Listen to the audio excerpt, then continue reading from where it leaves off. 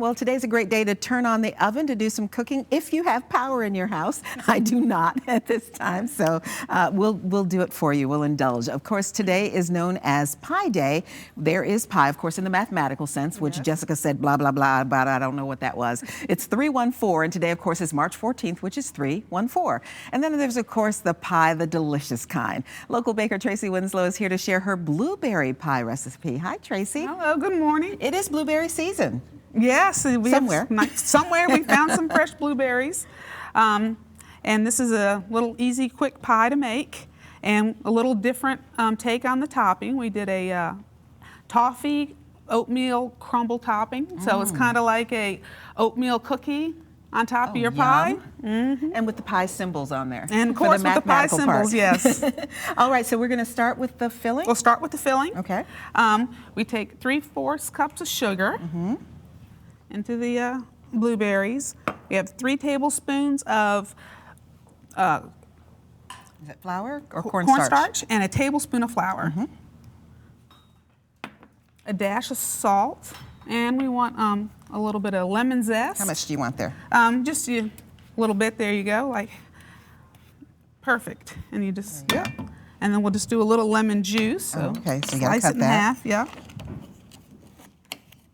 And take our juicer. Yep. I always do those upside down. Very nice. And just mix it up to incorporate. And what's the cornstarch going to do? It's going to help thicken the juice.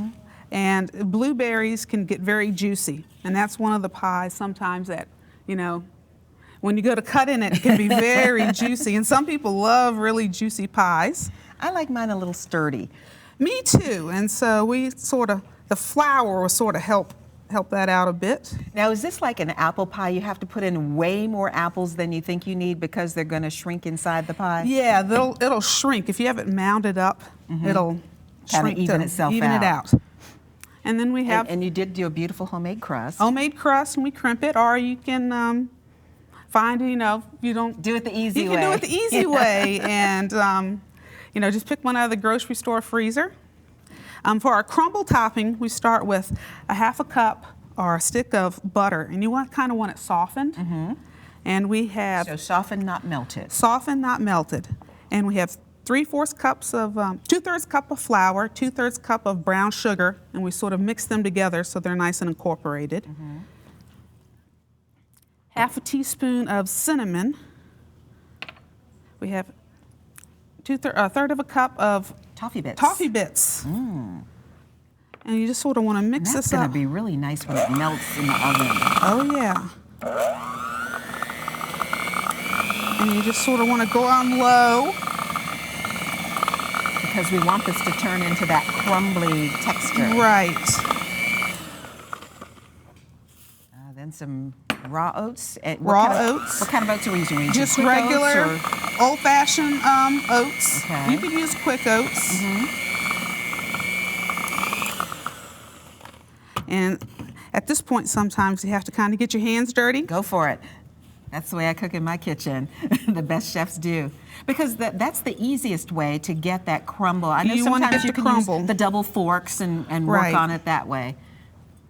And you know, you want the butter really soft so it gives this cookie dough top and not a dry crumble like you do on some of the other pies.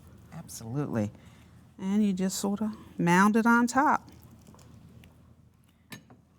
And it's not really science, is it? Nope. Today it's math. It's math, and you kind of want all these big chunks of butter, and that's going to melt down in there and really sort of... Just kind of really go into the... Right, really go into the filling and make it... And, you know, the messier it is, sometimes the better. Messy is good sometimes.